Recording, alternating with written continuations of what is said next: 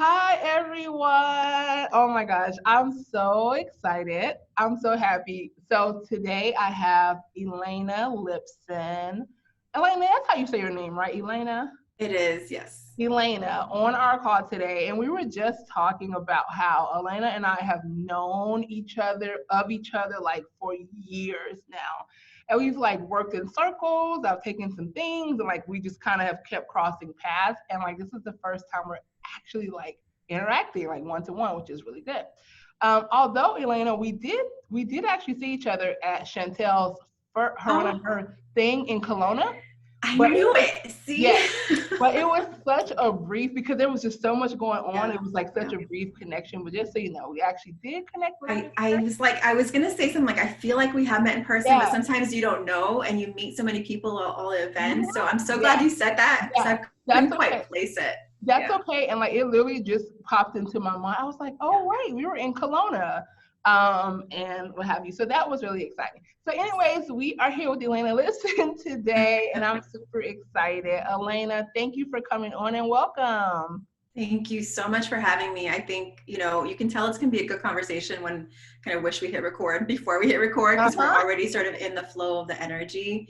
And I'm so glad you said that we did meet because I was like, I swear, we met somewhere, but between, retreats and speaking and conferences, like, did I just make it up in my mind? Or Mhm. like, did I really get to hug her and like say hi?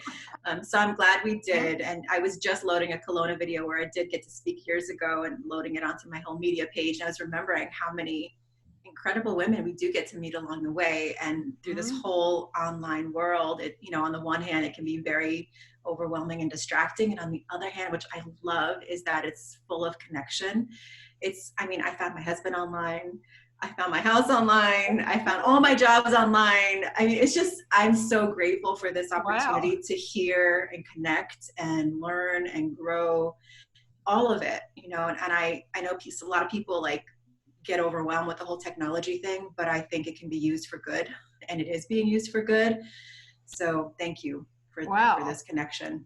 That's really awesome. So while you're already on a roll, which I love, so tell our listeners and our viewers, because this will be on YouTube, who is Elena? Well, the human version of me that's here, right? So I have a son who's 14, who's been one of my biggest growth opportunities in the world. Every change, every transition is an opportunity for massive change and growth. So that was a huge one. Um, I've been with my husband now for over 20 years. We've been married for 17, and that has been a huge growth opportunity. One of the places where I really had to learn how to speak up for myself, not because he didn't let me, but because I didn't let me. We'll get into that. Mm-hmm. I am a New York girl, Brooklyn girl at heart. It's where I grew up.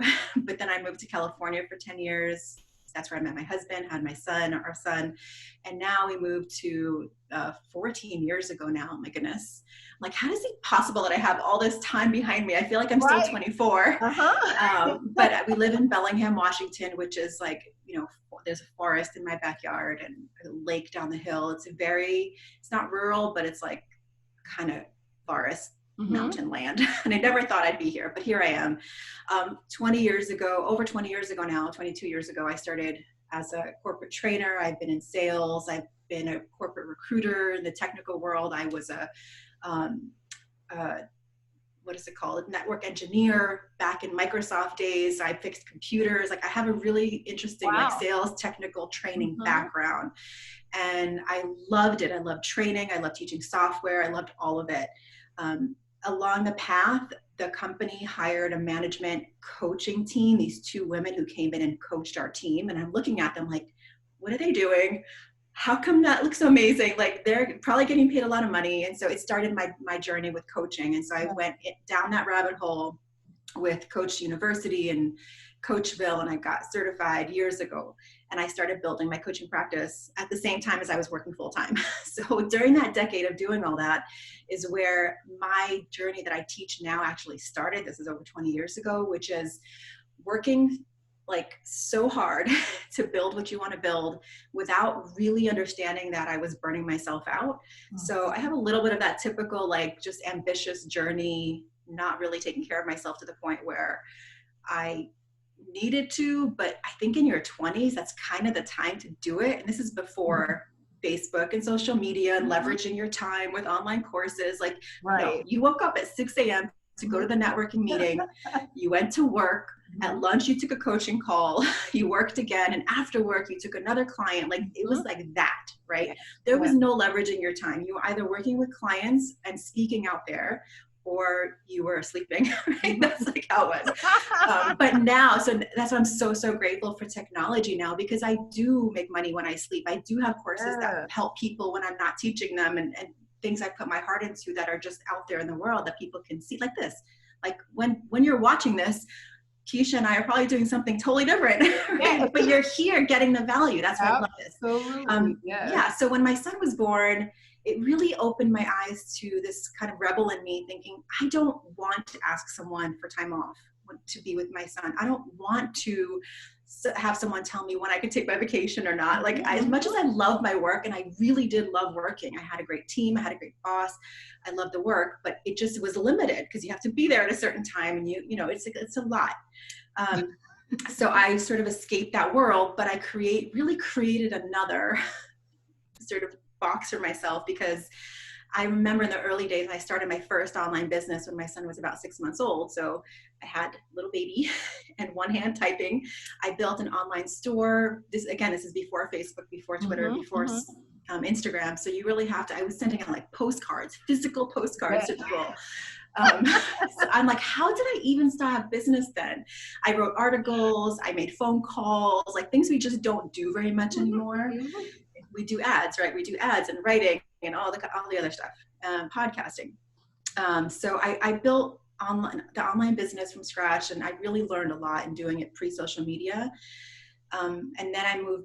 When my son was about 2, I had spent these 2 years building this online business, but I was still doing it in the same frame of corporate world. Like, you just work all the time. When he was sleeping, I was working and blogging and writing and doing all the things. And I exhausted myself after like that decade of hustle, having a kid, moving to a new place with no family, starting an online business. Like, we did all the stressful things in one sort of big swoop. And I was about 32 and my body was just falling apart. I was in pain. I was exhausted. I felt like I had the flu, which was starting already in my 20s. Every quarter or so, I was really sick. I had these really bad pains in my belly. And like, I just didn't know why. I thought I had cancer. I just didn't even know, right? Like, you get scared when your body's falling apart. And I have this kid to raise and a relationship to maintain and all the other things. Finally, I went on my health journey. Like, I need to figure this out. And after years of trying to figure it out, no regular doctor could. I finally landed in a naturopath's office who did this blood test for me and very quickly diagnosed me with autoimmune disease called Epstein-Barr. A very common autoimmune disease for women. It's brought on by high amounts of stress and adrenaline. And when you're under stress, your body basically starts to shut down and tells you that you need to lay down. And if you don't, you're gonna get put down because you're gonna feel really, really sick. And that's what was happening to me. So through lots of examination, I did find precancerous cells in my body, and like all these red flags that were telling me, like, you need to figure this out. So through that health journey and figuring it out, it was kind of like a series of little breakdowns, right? And finally, I'm like, what is happening to me? I'm in my 30s. I feel like I'm dying. My life is fine. Like, things look good on the outside, but I actually feel like I'm really sick. Yeah. I went back to like figuring out, for the first time in my life, I actually sold my first online business. For the first time in my life since I was 12, I stopped making money, and which was a really big deal for me. Like, being independent with money was a huge deal. But I went to my husband. I'm like, look, this actually hurts to say, but I think I need to take 6 months off and like just figure out what's happening to my body. So I spent like $1,000 on this yoga teacher. I didn't even want to teach yoga, but this woman who was teaching it was all about self-care and like the inner work that I do now. That's kind of what it was. I didn't know what it was at the time. So I left my son twice a month on a Saturday, every Wednesday night, which was enough. Like, we could have a whole conversation about mom guilt, about doing things for yourself and leaving the house. But I did it. Like, he needs a mother who's well, like not a mom who's there and guilty and being present, but not really present. So through that journey, I started understanding where I had lost myself.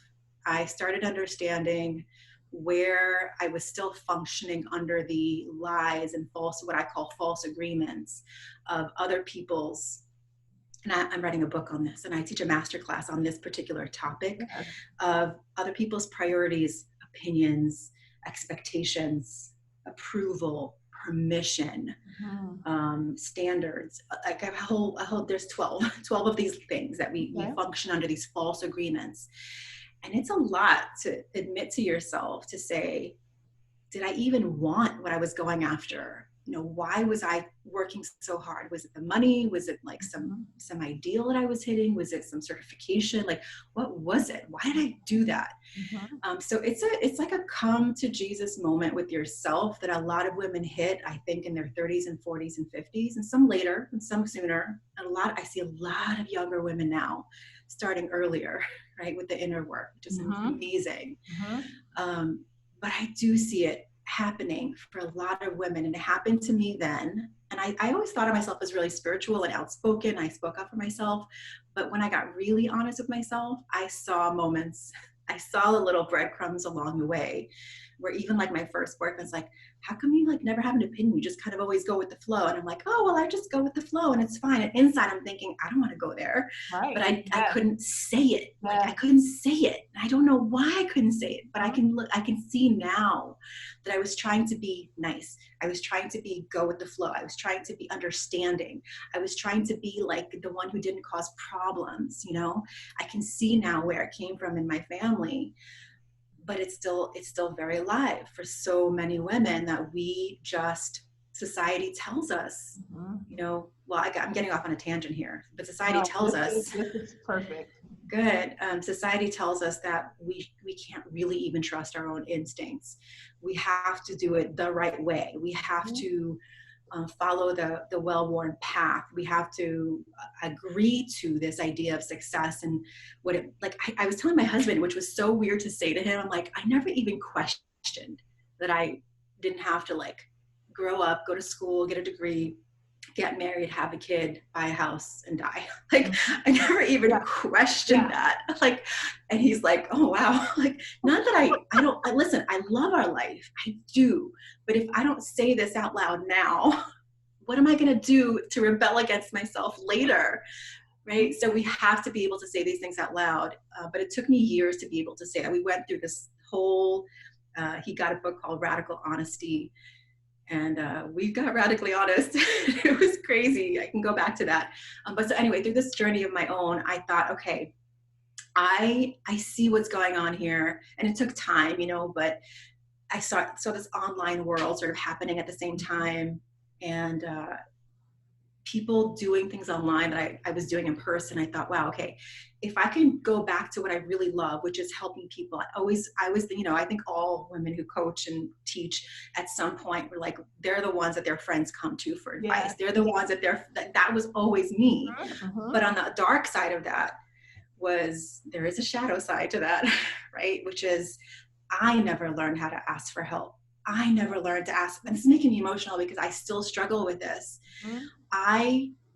It takes effort for me to reach out to someone and say, can you read this? I just wrote it. Can you give me feedback? I need I was saying before, I was on the call with a money coach who's also a friend, helping me get organized and budget and all this kind of adult stuff with money that we women really need to have conversations about. I was apologizing. I'm like, thank you so much for taking your time. Like, I was just so thankful that someone was giving me their time to help me. And inside, I'm just like almost wanting to run away, honestly, because she's giving me her time. And I give her my time just as easily, like so easily and so generously. But to receive it, I was like, felt so good and so wonderful, but I almost felt like I wanted to deliver her lunch or something. And, you know, like we feel like we need to reciprocate. So when I went back to starting my coaching business, I really looked at all the places that I had grown and I had to learn and still have to learn. And that's really why I thought, okay, I want to talk about intuition, and I want to talk about self-care, and I want to talk about embodiment, like really being in your body, whatever it looks like, however it feels, not feeling like we have to hit the standard. And that's where I started coaching again. I started, really was called like, I think my first course was Kick-Ass Self-Care Strategies for Women Entrepreneurs. And I focused on entrepreneurs because I thought it was logical, right? Like it made valuable sense. Yeah. So even critiquing myself for, 8 years ago, I still didn't understand that I was still functioning from a place of external validation. I thought if I just taught intuition, if I just taught self-care, it would not be enough. Like I have to talk about money and business and the strategy part, which I love, but I still have those thoughts. And I have a membership that's in its 6th year, and it's called Divine Self-Care Circle. For the first 2 to 3 years, I did business coaching within it too. And I thought, I just really want to focus on this. And I still do business coaching one-on-one, but I like more and more just owned that I really want to focus on the core of this topic, the inner work of self-care, the inner work of speaking up for yourself, the inner work of claiming your desires, the inner work of how we are betraying ourselves as women all the time, and not speaking up. So that is where I'm really passionate now. It's what I write about, what I talk about. It's that inner work of self-care. Yes, the physical stuff, of course, we deserve it. We need to be nourished. We need to give from a place of being filled with pleasure, with joy, with sadness, with our darkness, with our rebellion, with all of it, right? Not just the pretty part on the outside. Just like, and I have this yoga teacher now, this guy who's a Marine, and he's a yoga teacher now. I love it because he's like, and it's hot yoga. He's like, get ugly, Elena, leave it all on the mat. I don't care. And I'm like, oh, this is so good. Like there's something about that permission to just be ugly. I don't know, like something about it feels so good. And he doesn't mean physically ugly. He's like, don't pose. Don't worry about how it looks. Just get in it. Like leave it on the mat, sweat it out. And I'm like, thank you. This is so good. Again, that permission from somebody else, right? It's constant. It's constant. I walk out of there proud of myself and also noticing where I was needing someone else to give me permission to just be fully me. Right? So it is a journey, and I get it. And I have so much compassion for people now. I used to teach from a place of like, I don't know, love, yes, but also like, this is what you gotta do. But now I'm like, where are you? Let's start where you are. Like I'm so humble now because I've been humbled myself in how I recognize my own patterns, how I still have these loops of self-sabotage, how I still have these needs for validation externally. I just took the Enneagram. Do you know the Enneagram? Have you done the Enneagram for yourself? Okay, so I did it before and I was a 2. And I did it again recently, and I really did it from a different place. I was like, God, I'm just going to do it. Like, I'm just going to really not be nice. Right, yeah. And I did it, and I was a 3 with a 2 in the wing. They called it in the wing. And I was like, oh my God. So I think this is the real me. So what's the 3 in comparison to the 2? Right. So the 2, and I'm not like an Enneagram expert by any means, but for me, the way I interpreted it was the 2 was like loving, heart, warm, like not really super concerned about money or success or ambition, just like really warm, loving place. And that's how people receive me. It really is like, oh, she's so warm. She's so this, whatever.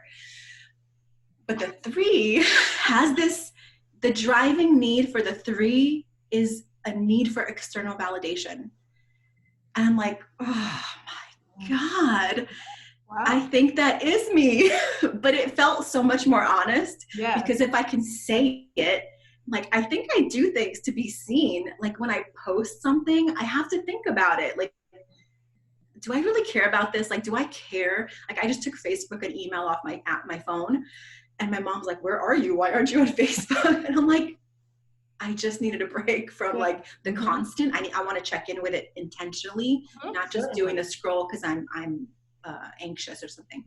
I still have it. I'm still on it, but something about having it in my hand all the time was a Yes. little weird. So yeah, it was interesting because I think if we all took a look at in the mirror, like actually sat in the mirror, like the mirror of life, Yes. the mirror of our relationships, the actual mirror, and said, where am I acting? Where am I pretending? Where am I still being the nice girl, the whatever mom, the whatever wife, the whatever sister? And how, like, what are the walls that I'm still holding up? You know, I think we can really get okay with all of it. You know, it's navigating by your own inner GPS starts to become the only thing that's possible once you start getting into this. Being that first and last decision point in your life becomes empowering, scary, but empowering. And it's so funny because I think people really see that. Like recently, last week, I put up a post of myself in like my workout pants and just a top. And I'm heavier now than I want to be, and that's whatever. I'm fine. I dance every day. I do yoga and all the stuff. But I just am. You know, I'm heavier now, and that's okay. And I posted it, and it got like 3 times the comments and likes. And I sat there and I'm like, interesting.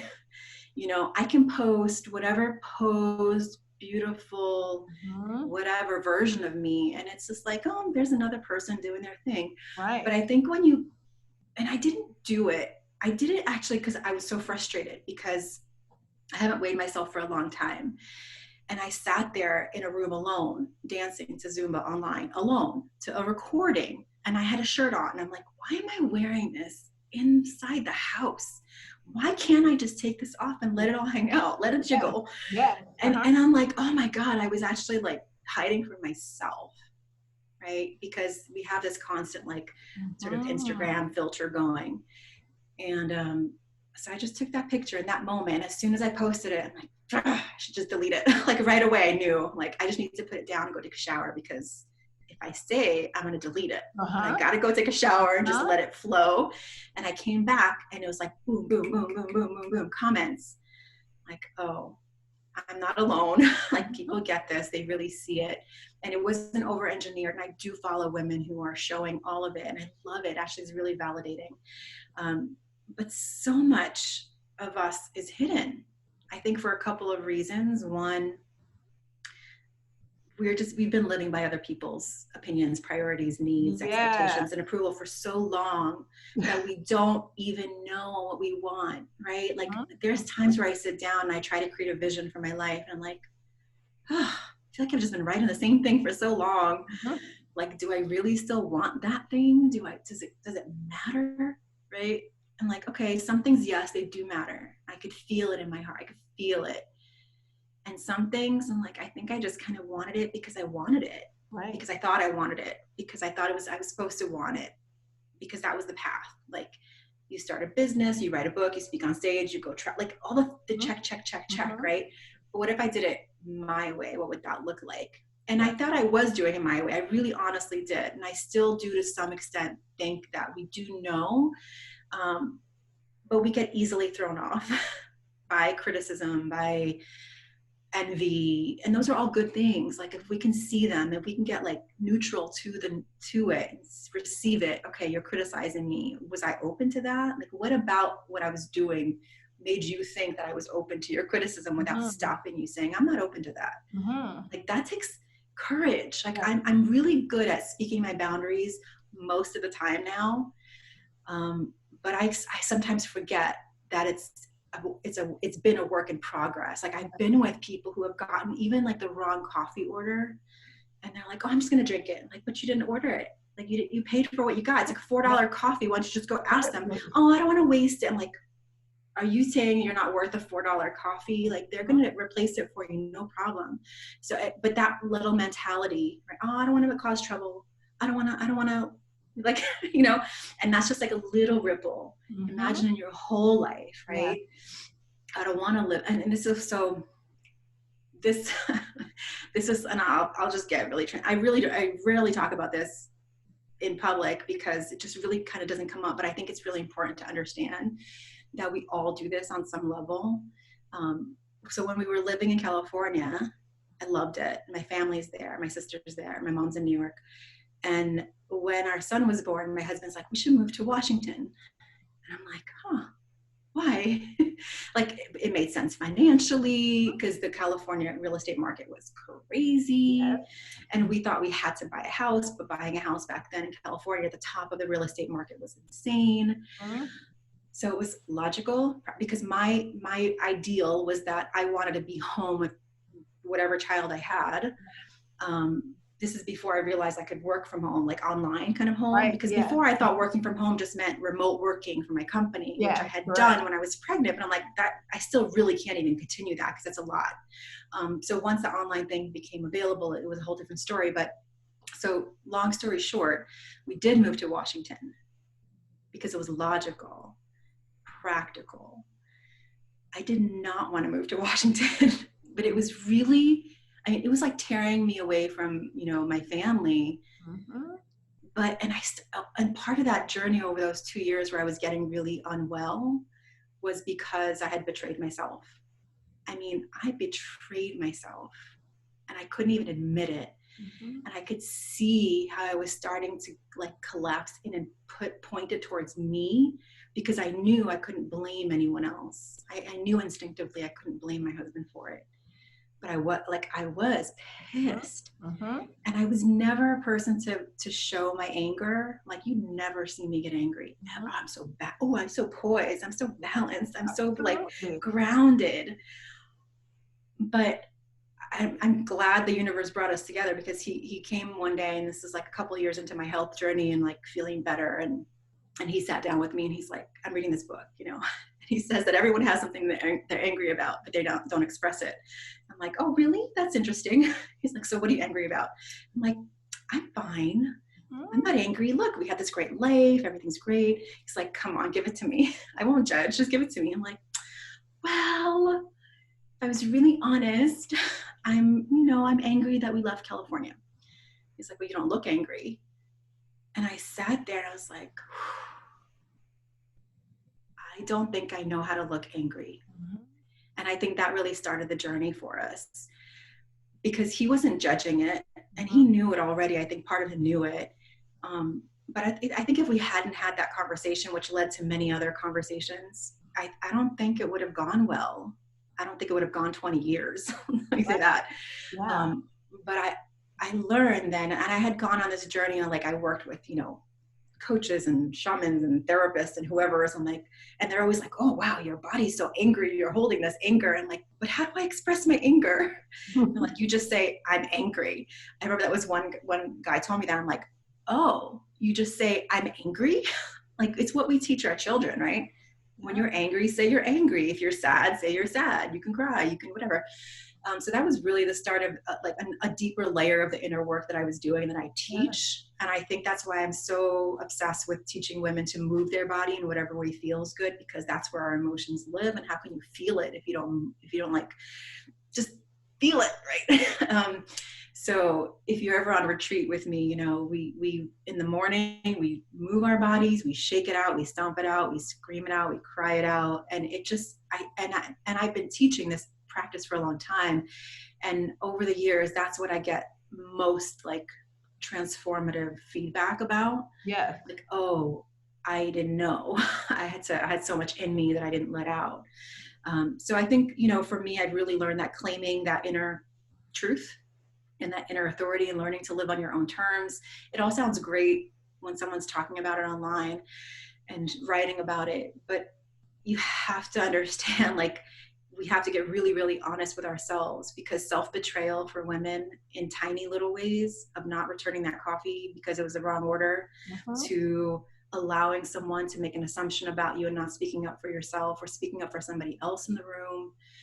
Or we all have those moments where someone says something and we're like, that's not going to go well. But if you just take a deep breath and say, what you just said didn't really land well with me, or learn how to do that, like saying no with grace, or being able to be okay. Like, we're not responsible for the other person's emotion.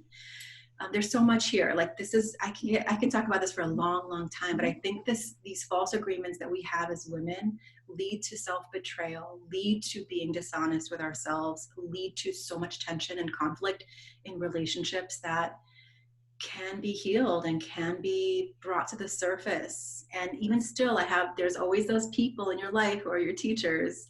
And for me, it's like my mom and my sister, and where I still have those moments of like not quite saying what I want to say because, oh, they're not going to understand. Certainly. And those are the ones that I've had the biggest and really the only like volcanic explosions with. Absolutely. And the first time it happened to me, it's happened maybe twice with my sister. The first time it happened, it was like funny and relieving a little bit and confusing and sad because it was painful for her to receive it.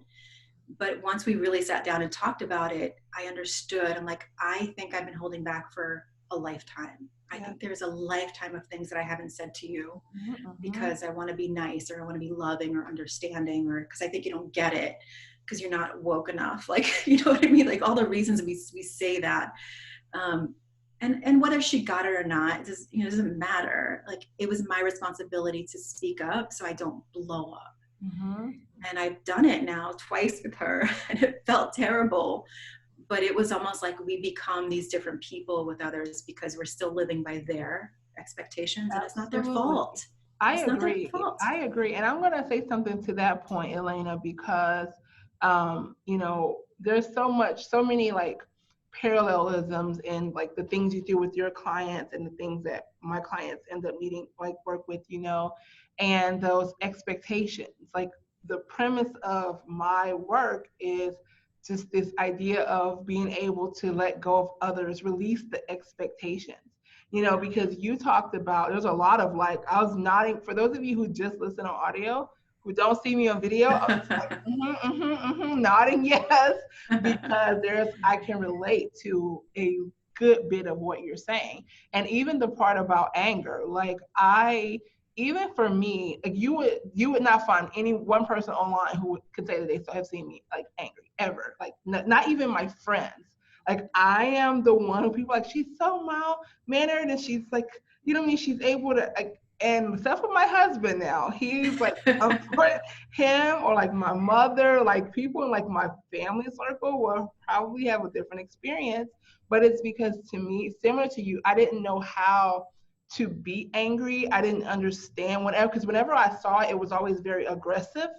Whenever I saw displays of anger, it was always in a way that felt very harmful, right? And so I'm like, oh, well, I'm not angry. I don't want to get angry because I don't want to be like that, And even like I remember when like Trump first got elected, like it feels like it's been decades, but in the beginning, I remember everybody was like so in a rage, and I remember I hopped on Facebook and I like posted a video. I was like, well, just because we're not angry doesn't mean that, we don't, and it's like, but I was angry. I didn't realize I was angry. Because my anger didn't look like what I always saw from others, And so I silenced a lot of my own self. I kept myself at bay, right? Didn't allow myself to really unleash how I truly felt about things because I didn't want it to be explosive. I've never been an explosive person, ever. I've always pretty much like, even now, I'm like, I'm easy, I'm laid back, I'm very, all of the things, that's I relate. I go with the flow, and all of that. And it's like I was talking with my husband actually prior to this call, and we were talking about, and he had asked me because I actually kind of like blew up on him, and he was like, "Whoa, like." What's going on? And it caught, and I was like, I did not. And if I did, you took it a certain way because I don't do. It was like this whole thing. And then I was like, you know what? I probably did. He was like, why are you yelling? Because nobody ever accuses me of yelling, ever, because I don't yell. And I'm like, I was just talking loudly, and if you can't understand that, and it's like all of these things. And so we were talking about the idea of, I was talking about how I felt like I betrayed, thinking about times where I betrayed myself. So I thought it was really, I mean, a lot of synchronicity that you mentioned that, and I wrote that down because I mentioned that just before our call. I was like, I'm reflecting now on some places where I thought I would be a little bit different or doing something or shifting and I didn't, or when I spent most of my adulthood prioritizing everyone else's needs and myself getting scraps out of what was left, and I was okay with that because that's what you do. That's what good girls do. That's what being nice is about, right? And I'm like looking around with some things and I'm like, gosh, and I realized that I am now feeling the effects of like feeling like I betrayed myself and prioritized others above even what I needed for myself because that's what I thought I was supposed to do. You know what I mean, right? And like moving through a lot of that. So there's a lot of like synchronicity with what you're saying. And I think a lot of women will be able to relate to that. Like, cause I silenced myself. I mean, a significant part of my life because I was the good girl, right? She doesn't get angry. She doesn't ever say anything. She doesn't raise. She's very mild, and that's just who I was, right?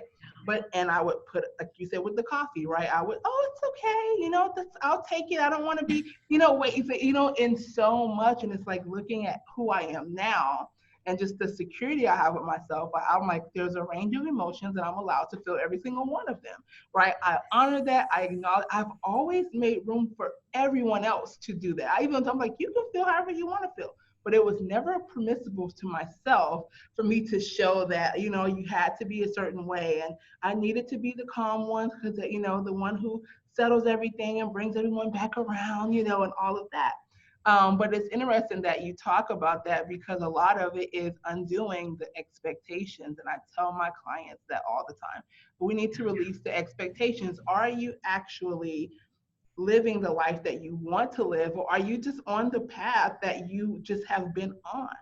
You know what I mean, right? Are you know what I mean? Like, have you actually stopped and checked in with yourself to see, is this actually going where you actually want to go, and things like that. And even with moving, so it was so many things that came up, but it was just like today, and we were talking about that, and I'm like, yeah, I'm like, I realized, like, I don't have anger for it, but my anger was in reflecting on how I felt then and not realizing that I was not giving myself room and space to actually feel that way and be okay back then. Yeah. I'm like, I said I was a coward. I was like, I didn't Yeah. have the courage Yeah. to say no. Yes, all I of that. I thought totally that relate. saying no meant Yeah. that I wasn't I didn't love you, I didn't this, and it was all these things. I didn't have the courage to say no. And now Yeah. I say no so often, people don't know what to do about it. It's like, oh, she's a bitch. And it's like, I'm not, you know what I mean? But I have clear boundaries for myself. But just saying that a lot of the women I know who will be listening to this Yeah. will find resonance so much with what you are saying there. Yeah, there's so much I want to say, and I relate to everything you're saying. And I think there's so much to unravel from how we're taught to be nice and how, um, I don't know, I love watching little kids, get Huh? angry and get like, I just Yes. love it. And I love it now because I can see they're Mm-hmm. still open, they're still free, and they're still themselves. And once they go to school and get like in these little boxes and sit at the table and cross your hands and, Yes. brush your hair, can't be wild. And it starts to die off a little bit, and then we start to find it again. And I think we learn also, this is kind of a nuanced idea that I still play with a little bit, is I think part of being that nice girl is also manipulative to people. I think we learn how to get what we want Yep. indirectly. Yep. We learn how to make people feel good. We learn how to play people, but not really because we want to play them, but because we learn that's how we have to. We have to charm them into it.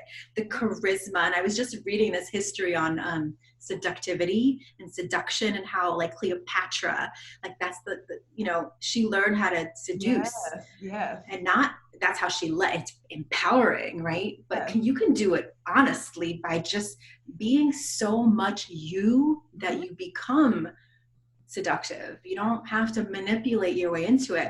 But if you look at it, and I almost like can't watch a movie now without critiquing it, because, and I get so angry at watching these stupid movies. Like, I'm like, I just can't. When the woman and the man are playing these stupid roles of like, he's so stupid and domineering, and she's like, oh my God, and like, get her freaking voice and speak up. Like, I think these are the movies that we all watch, and we learn these roles we have to play. And I'm like sitting like, why doesn't he just say what he needs?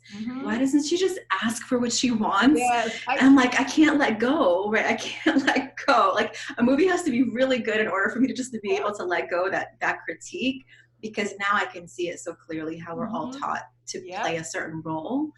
And and I think being angry, and I think what you said was so important, was the only examples we see of getting angry seem really violent and seem really harsh and feel very scary for us, especially if we have, family who got angry when we were little. We see it and we just want to like go to bed and like put our blankets over, because if our parents were fighting from a place of unawareness and blame and all that stuff, and they didn't come talk to us afterwards and say, we're okay, this is normal, like parents fight, right? Who says that to their kids? They just do it and move on. And we're like, oh my God, they're gonna die, like they're gonna kill each other. And that's what we're feeling in our little minds. So if we actually even spend some time with anger, what does anger look like? And one of the things we did in that 6-month sort of transformative program that I did, one day she had us dance emotions, and she would put on these different songs, and the love was fun, and the happiness was easy, and the joy, she got to sadness, and we all were even okay with sadness, because women know how to cry, right? We know how to cry. But the anger, oh my, like, so there was 22 of us in the room. And I remember looking at some of the women who seemed a lot more free, and they were just like stomping and rah, like, and I'm like, I kind of don't know what to do. Like, I actually I was copying a little bit. I'm like, maybe I should stomp. Maybe I should, I didn't know the edge of my own anger. I didn't know what it looked like. I'm like, I don't know what to do. Like, I hear the song and I can hear the anger and I can recognize it. But I never saw a positive example of it. So I was like watching the other women and getting like validated, like, okay, I can see how we can do this. I can see what putting on a song, and part of what I teach now with my magic morning practice, which is a gift that anyone can have if they want it. Oh, awesome. I created these custom mood playlists because I want you to, there's one of the playlists is called Stomp, because I want you to be able to, with yourself, close the door if you need to, close the blinds. No one's looking, you don't have to post it on Instagram, and just let the music, like let it just move you and get punch a pillow, do what you need to do. And here's the cool thing about anger.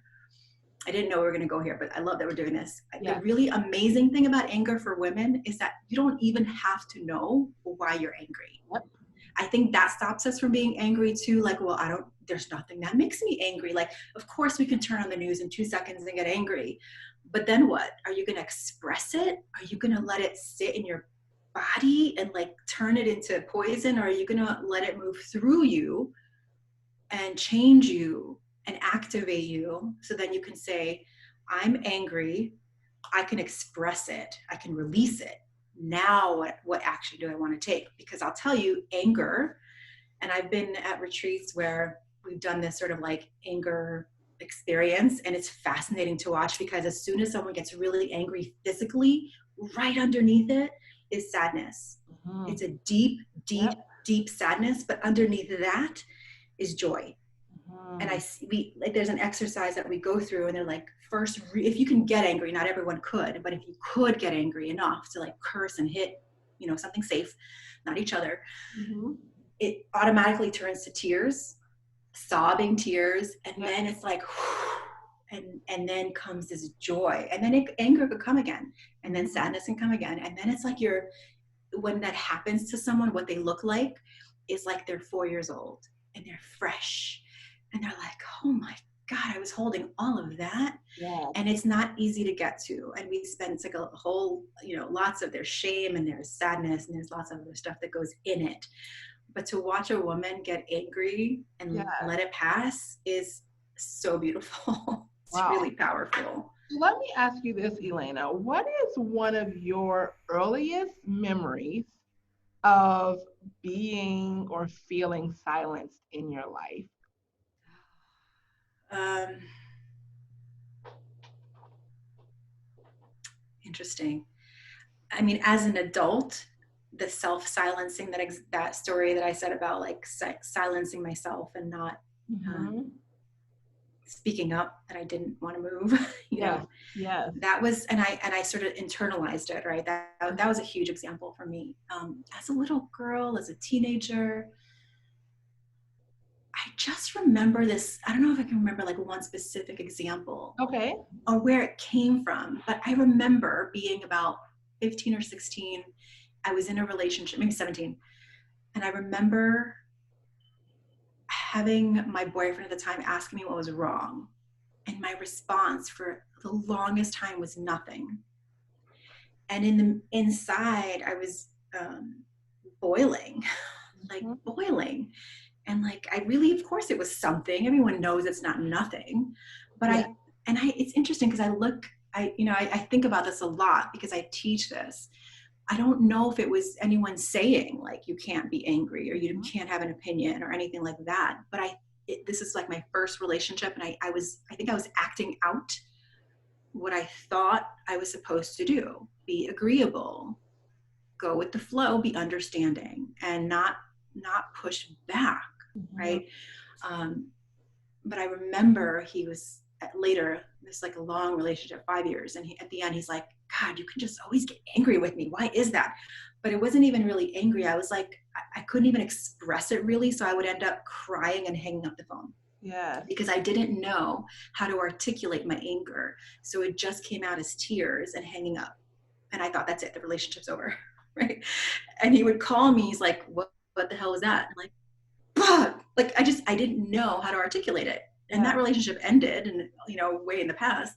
But when we then with my current husband, current only husband, my husband, I remember early on it felt different. It felt like I had learned some lessons, and I remember starting to feel that essence of being honest. But it took me years, like a decade, to really understand that I was still doing it, Yes. that I was still being the understanding, agreeable woman, mother, wife, Mhm. and not being like, can I curse here? Yes. Just saying like, fuck that. Like, no, no is my answer. And I don't have to tell you why. Like, like getting that energy. And I think once you start making those changes, maybe that you do go a little bit overboard and get like a little more roar, I think that's okay too. Yeah. So again, I don't think there was any one specific example, but I can feel when it changed. I could feel Yes. when the messages started being no longer acceptable, Yes. where I just So for thought, oh, yeah, go ahead. okay. No, that was pretty much it. I was gonna I go. was gonna say, okay, so for you, so starting kind of with like that moment of being 16 or 17, from there, did you kind of start to feel it happening more like in your adult life where you noticed that you were being silenced in some way, even if it was yourself? Did that kind of happen more in your 20s, more in your 30s, or has it just kind of been something that's been like sporadically woven into what's taking place in your life? I think it really started happening in my 30s when I became a mom and I started actually experiencing the physical symptoms of holding it all in. Yes. And so I've been leading this women's group for 6 years now, and there's 4 reasons that women come into this state place. And the acronym is home. They come home to themselves. So the number one reason is health. Something happens to their body and they just realize the connection, because your mind and body are one, right? It's all connected. And then you put in your soul in there, right? And your soul is constantly talking to you. And if you're constantly that intuitive part of you, and if you're constantly denying it and pushing it down, pushing it down, pushing it down, it's like trying to hold down a beach ball underwater. It's going to Mhm. come up. It's either going to come up in explosions in your relationship, it's going to come up in resentment, it's going to come up in self-loathing. It's going to come up in divorce. It's going to come up. And I'm telling you, like, I've seen it over and over again, unless you can really take ownership of it. And it's not easy, and it's not a one-step deal. So home is health, overwhelm, motherhood, entrepreneurship. But the Okay. number one reason that I ask women, why are you coming to the circle? What's the cause? It's always the most important piece is like they've hit a wall, usually physically with their health, Mhm, and they're mhm. overwhelmed and they don't know where to go. Yes. Or they understand they have a responsibility to be a mother now, or build a business now and make money, and it feels very overwhelming because now for the first time sometimes they're having to admit to themselves that they have been self-betraying, right, Yes. in the little ways. So I think if you're listening to this conversation and there's pieces of it that you're like, oh God, that's me, like I can relate, you're not alone. Like, and I've talked with many women over 20 years. We're not alone in this. Just like you can relate to what I'm saying and I can Yes. relate to what you're saying, I'm Yep. telling you, Yep. this is a condition of Mhm. being, in this society, I being agree. conditioned to not trust yourself, being conditioned to, uh, you know, give away power. We were talking about money before the call started. Yes. We haven't even gotten into that yet, right? Yes. Giving yourself permission to spend money and know about money and take Mhm. responsibility over it. That's one of the ways we give away our power, is by saying, I'm not good with money. No one's born good with anything. Like, you have to learn, right? Take responsibility and learn, which I'm finally doing in really good ways. Yes. Um, so I And that's think, good if you can yeah, segue into that after you finish yeah, this yeah, statement, because I yeah. actually was going to bring that up because I Oh, want to good, make good. sure that we get to hear about that. Yeah, I guess I want to just leave that part off with, I kind of feeling, I feel the audience, I feel you. I feel you saying like, okay, this is all great. You've been there, you've done it. Like, what if it's scary for me to admit it? What if I feel like there might be repercussions for speaking up? What if my family can't handle it? What if I don't have a loving, supportive, wise husband or partner or wife or whatever, or family who just doesn't get it. And if I Mhm. do say it, it's going to cause massive disruption. And I would say, like, look, the goal here is not to transform anybody else. You cannot change anyone else. But what you can do is just start that inner journey of being honest with yourself first. And that doesn't mean you have to uproot your whole life. It doesn't mean you have to move, or doesn't mean you have to get divorced. It doesn't mean any of those things. It just means that you sit down with yourself and you write down, what does my soul need? What does my body need? Mhm. What do I need right now? What haven't I given myself that I need?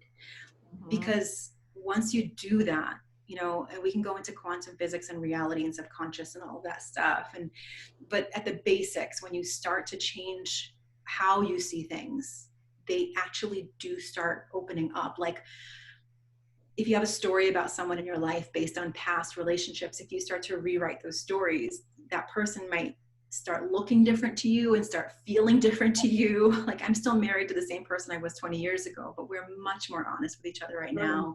We're Mhm. much more open with each other right now. And I could have gone that way of like going internal and not really admitting how I feel and deciding like whatever, that attitude.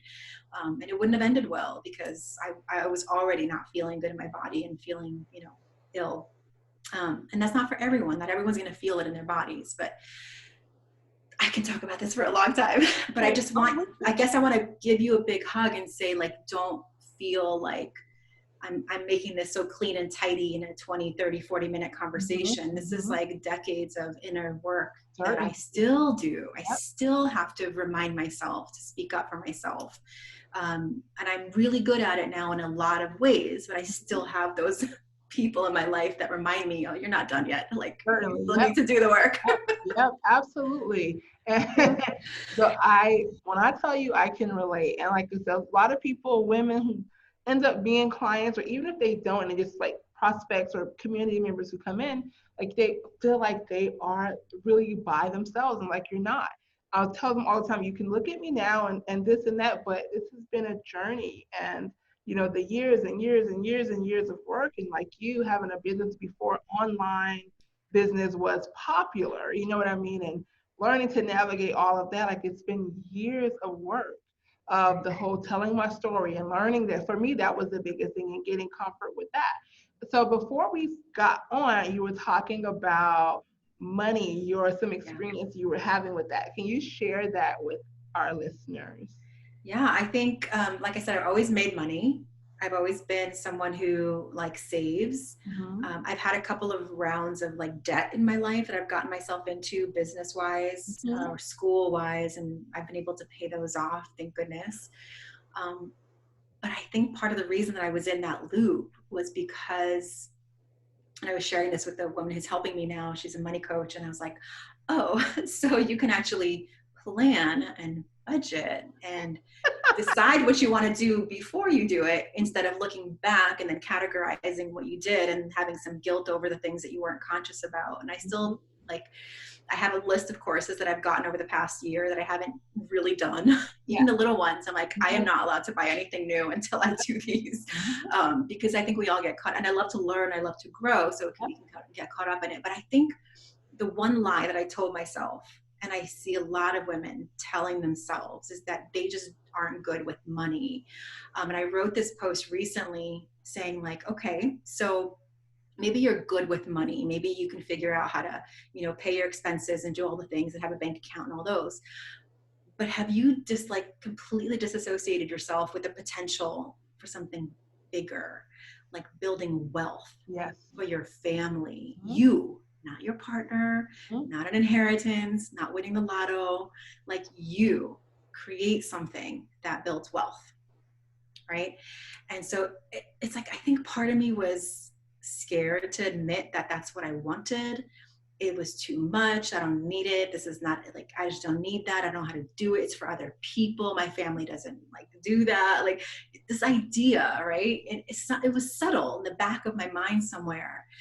And as I sat like looking at my stuff with this person, I'm like, oh, she's seeing all my money stuff. Like, oh my God, it feels like I'm naked. I just realized I can hear the subconscious lies that I've told myself over the years, like debt just kind of became part of my identity, and paying off the debt became part of my identity, but then having it again became part of I just can't get out of the circle. It's just how it is. And like wanting what I want, Yep. even if it's not practical. Mm-hmm. But I'm very aesthetic. Like I love beauty around me. Like I have to think about, to get myself a new comforter for my bed, it takes me like weeks to Mm-hmm. justify looking for the right one, right? I mean, I still do that. Like I am actually looking for a comforter for my bed. And I'm like, oh, it's like $200, $300, $400. It's like, do I need it? Why don't I just use the old one? And like, I still do that, right? Yeah. Instead of just saying like, stop wasting energy, Got like you. weeks worth of energy on justifying it for yourself. Get what you want. You love to sleep. Sleep is beautiful. You walk in there and it'll make you happy every time you go in there for the next 5 years. Like get the one you really want. And then my husband's like, well, just get the one you really want. I just needed permission to get the one I really wanted. Right. So, and I still do that because I do love budget conscious and I love to save and I love to get a good deal. But I think all of that was because somewhere along the way, I thought that wealth, that level was for someone else. Mm-hmm. Like I could get anxiety over $1,000 bag. Like, oh my God, that's crazy, And my sister is like, has zero problem spending on herself. Yeah. And I asked her, I'm like, what are you thinking when you buy that? Like, what is in your mind? Because I'm trying to figure out, like, what thoughts am I thinking? What is she thinking? Like, do I have to be that? Do I have to become that person in order to, like, Yeah. it's so complicated, but it's actually, I think it's because I just have had this lack of personal vision around money. Got And I've you. been a business owner for a long time. So it's hard to see that, when I have success and I do make money and I do have my own business accounts and I do have the taxes and all that stuff done. I'm responsible. But I think what I wrote last night, I think I even wrote it in a note here on my thing. I wrote like, what else is possible? What else is possible? Yes. Right? Like that is it. Like what else is possible? Just That is. give yourself a chance to explore it. I'd love to hear yours. Like, do Well, you have money stuff around that too? well, so I'm a little bit of the opposite in that way. Okay. Like Oh, good. let me say not opposite, but there are some dissimilarities, right? Okay. So, for example, as a kid, I always knew I would have wealth.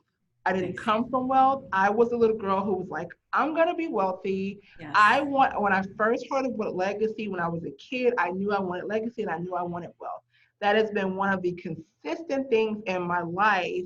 And yet, my silencing of that came from my family, who would start to feel like, well, you know, don't think that you're better than other people. Mm. And so because I had no problem, like, you know, if I want to go first class, or if I want to buy that $2,000 thing, this and this, like, to me, I would justify reasons why I needed to do it, right? You know, well, no, because then I'll sleep better. And if I sleep better, then I'll be more, you know, like I could convince myself, you know, quite easily, Yes. you know, Yes. of that thing. I've always felt very drawn to, I want wealth. That was important to me. But I stopped believing it for a while because I thought it made me no longer a nice, kind person. Like, I'm like, oh, well, if I have that, then my family's going to think that I think that I'm better than them. And so even though there was never any, you know, evidence, although they thought that whether I had it or not, to be honest with you, you know, it's been an ongoing thing. But I've always been very like, I know I'm going to be wealthy. I was a kid. I was like, I'm going to have a private jet one day. Like that. I mean, that is always felt very comfortable, like for me. But the journey has not been without its issues. Like I got silenced about that, where that was never a problem for me growing up. When I became of age, I started to kind of silence and question, like, well, because people, and even now I go back and forth and I have these dialogues online with people who I love. And I'm like, okay, I'm going to come in and share a different perspective, because Yeah. there's this mentality that if you're billionaires are filthy, are evil, maniacal people who I'm like, but there's also a subset of them who give, I mean, exponentially. They're caring, we have to kind of like shift and realize that we need more wealth in the hands of more of us, you know. Totally. And so all of that, I'm like, well, one day I'm going to be a billionaire. That's my, you know, I mean, if I don't make it, I'm perfectly okay with that. But for me, it's a state of being, because it makes me feel like the opportunities are limitless, right? It feels Yes. like that I have options, and Right. options make you feel abundant, even if it's not financial options.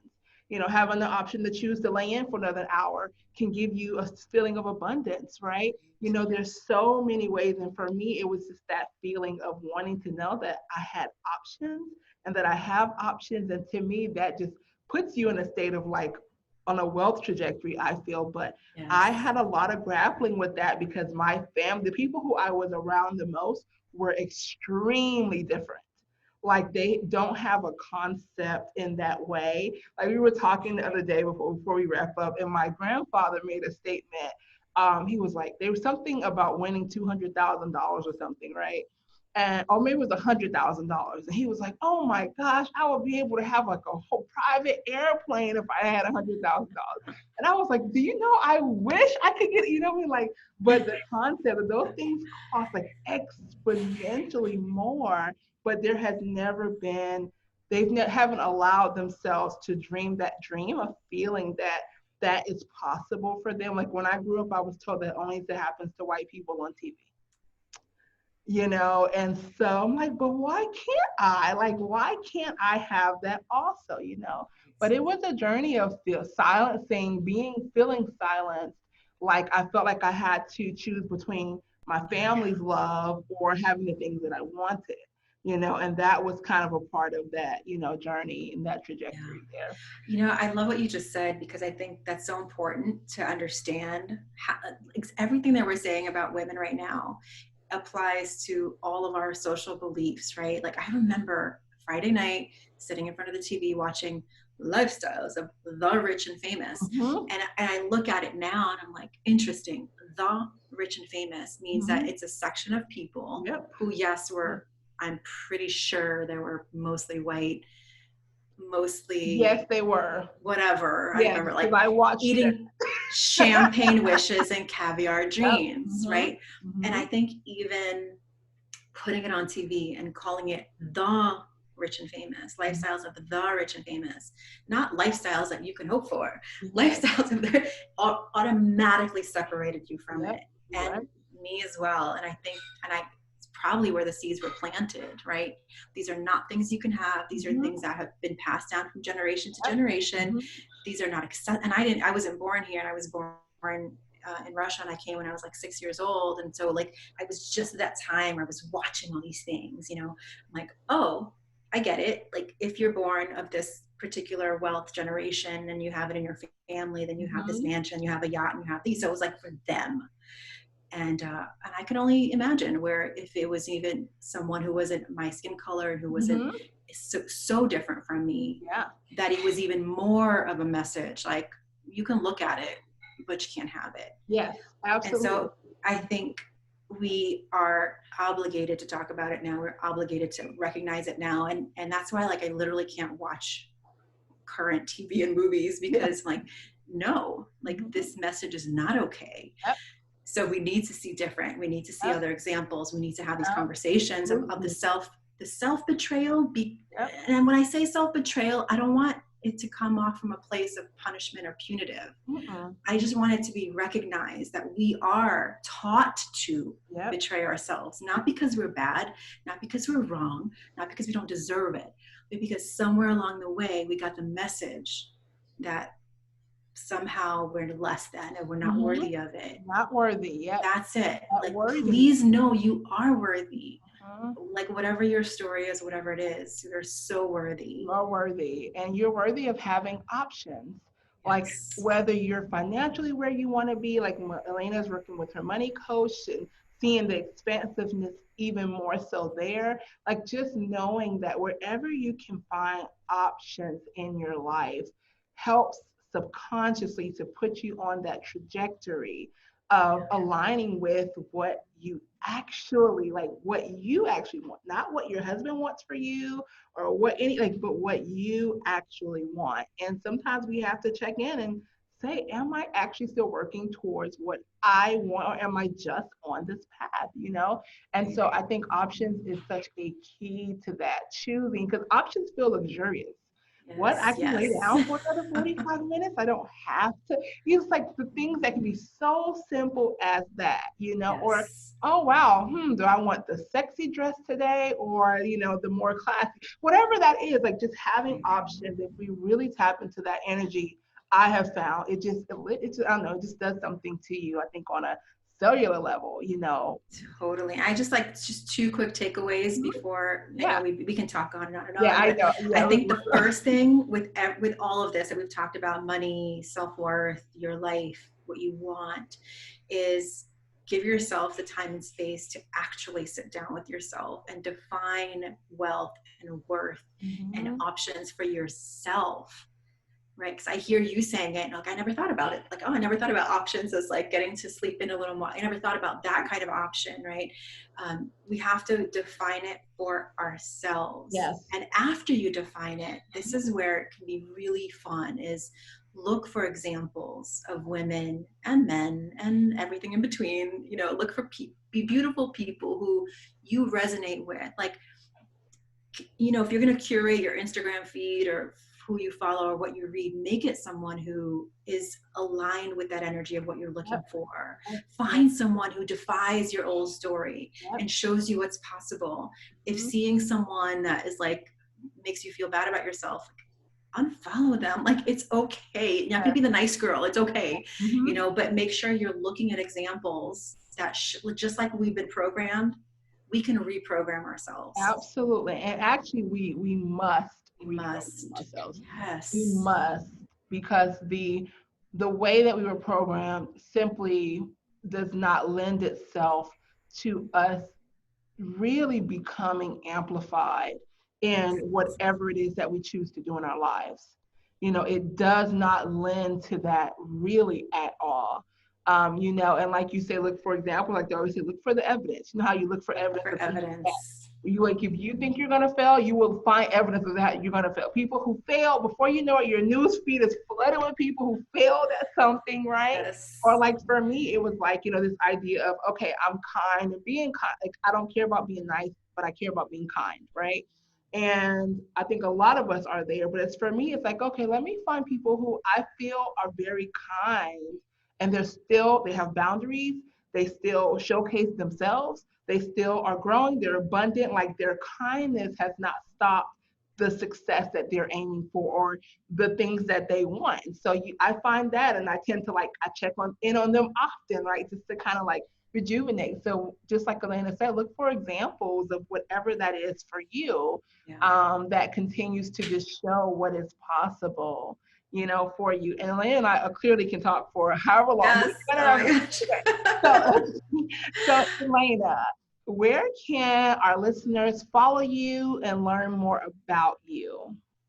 I am updating my website, but you can still find me at elenalipson.com and get all the relevant content. But I think where I have all the most current stuff is on Instagram. It's Elena_Lipson. It has some free gifts with the one that I'm offering today with the Magic Morning Habit. It has some morning blessings. It has some meditations. My podcast is on there as well.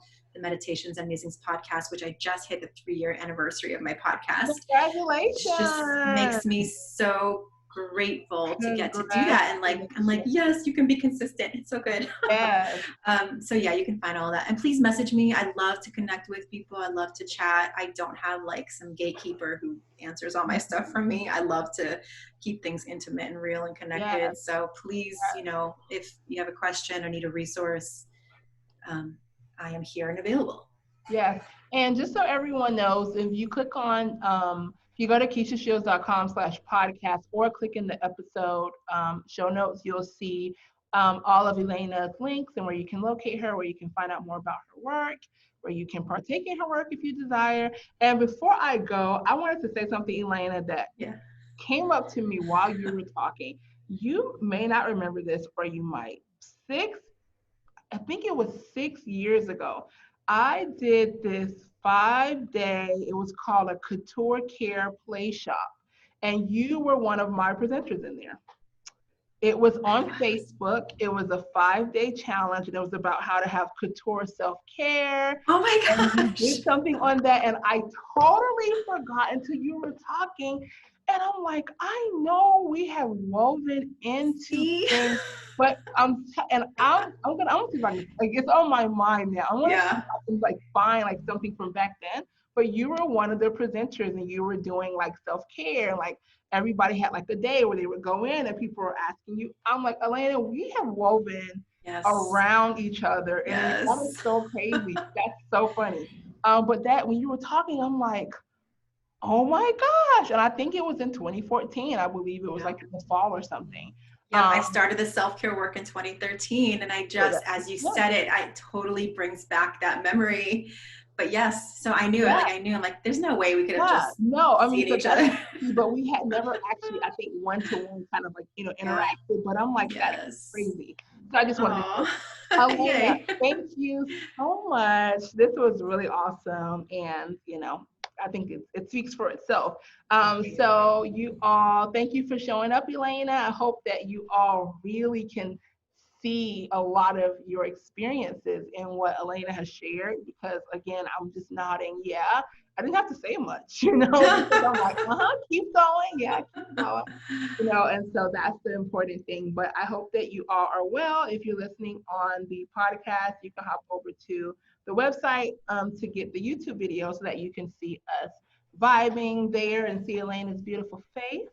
And we will see you all in the next episode. Thank you. Thank you. Bye.